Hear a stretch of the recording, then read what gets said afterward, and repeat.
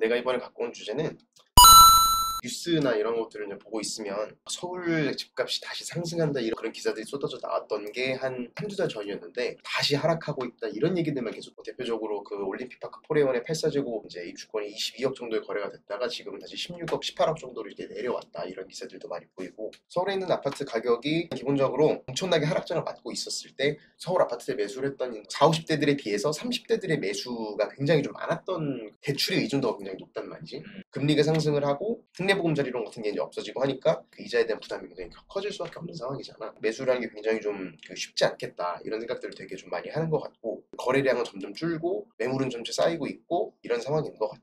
그 와중에 빌라에 대한 이제 전세나 이런 것들이 굉장히 좀 불안감이 높아졌는데 아파트의 전세는 리스크가 덜하다라는 그런 인식이 있어서 그런지 전세로 그 수요들이 좀 역전이 되고 있는 것 같아. 전세가는 오르고 있고 매매가는 이제 좀 정체 상황을 좀 보이고 있는 것 같아. 근데 지금 같은 상황에서 투자자들 입장 혹은 마련하고자 하는 사람들의 입장에서 내가 좀 추천할 수 있는 것 같아.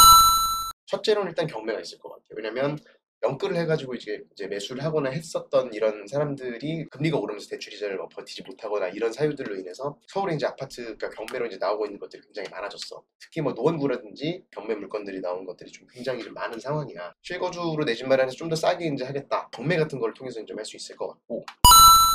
두 번째로는 재개발 이런 매물들은 이제 일반적인 아파트들이 레버리지 상품 같은 거라고 좀 볼 수도 있을 거고 이 상승장에는 또 그 프리미엄이 갑자기 확 뛰고 하락장에서 굉장히 많이 빠지고 약간 이런 경향들이 좀 보이는 예를 들어서 상계뉴타운의 경우에는 프리미엄이 거의 한 뭐 2, 3억 넘어서 가고 지금 1억 미만으로 떨어지는 재개발의 경우 사실 요즘 공사비 상승 때문에 많이 오르고 있다 보니까 안전마진이 아주 크진 않은 상황인 것 같아. 부가에서 3구역의 경우에는 84제곱의 조합원 분양가 거의 9억 9천 정도? 내가 실제 매수를 할 때 들어간 총 투자 금액이 거의 한 16억이 정도. 바로 옆에 있는 그 마포레미안 푸르지오가 지금 한 18억 정도에 나와 있거든. 안전마진이 되게 그 좋은 입지에 비해서 아주 지금 뭐 큰 상황은 아닌 것 같기는 해. 근데 다만 이런 그 이슈들이 좀 있기 때문에 프리미엄이 좀 앞으로 좀 더 떨어질 수도 있을 것 같고 그런 상황에서 좀 그 좋은 매물들을 잡을 수 있다면 굉장히 좀 좋은 선택이 될 수 있지 않을까. 안전마진이 있는 투자를 하락장에서는 조금 더 노려보는 게 좋겠다라는 생각이 좀 들고 그 신생아 특례 되게 한정적이잖아. 한정적이지. 30대들 중에서 이제 내가 자녀 계획이 있고 이제 하다 이런 것들 이용하면 정부에서 어쨌든 이렇게 되게 파격적으로 이렇게 지원을 해주는 거기 때문에 나는 적극적으로 추천을 해. 또 제한적인 것 중에 대표적인 그 이유 중에 하나가 기혼 부부를 대상으로 합산 소득이 1억 3천 결혼하지 않아도 이거 받을 수 있어. 근데 이게 소득 제한이 8,500인가 된단 말이지.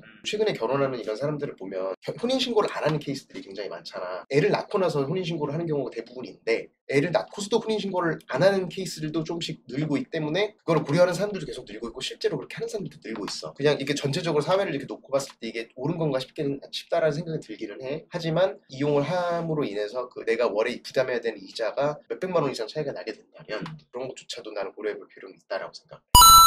그리고 마지막으로 하락장에서 상급지와 하급지 사이에 이제 갭 자체가 굉장히 많이 좀 줄어드는 경향이 있어. 하락장일 때야말로 상급지로 갈아타기가 가장 좋은 시기야. 지금 상급지와 하급지의 차이가 지금 한 1억 정도 난다고 했을 때 나중에 다시 상승장이 오게 되면 이게 갭이 한 4억, 5억 이렇게 차이가 날 수가 있거든. 가능한 자원 내에서 가장 좋은 곳을 한 번에 갈아타보는 것을 고려할 필요가 있다. 구독, 좋아요, 알림 설정까지. 세금도 그렇고 대출 제도도 그렇고 단독으로 세팅하는 게 좀 더 유리하다 보니까 부동산이 비중이 점점 커질수록 될 수가 없는 것 같아. 법이 바뀌어야 되는데 어쨌든 이렇게 세팅을 하는 게 실질적으로 유리하니까 이렇게 해야 되는 상황들이 아무래도 계속 벌어지고 있는 것 같기는 하거든. 실질적으로 미혼모 세팅이나 이런 거 하게 되면 국가의 지원이나 이런 것도 받을 수 있는 게 더 많기도 하고 이게 만약에 어느 쪽을 원하는지 만약 이렇게 되지 않는 걸 원한다면은 소득세라든가 그런 쪽으로 좀 유인을 해가지고 혼인신고를 하는 게 오히려 이자를 더 내더라도 유리한 쪽으로 만들어놔야지 혼인신고를 하지 않을까 이렇게 했으면 좋겠다는 그런 생각을 합니다.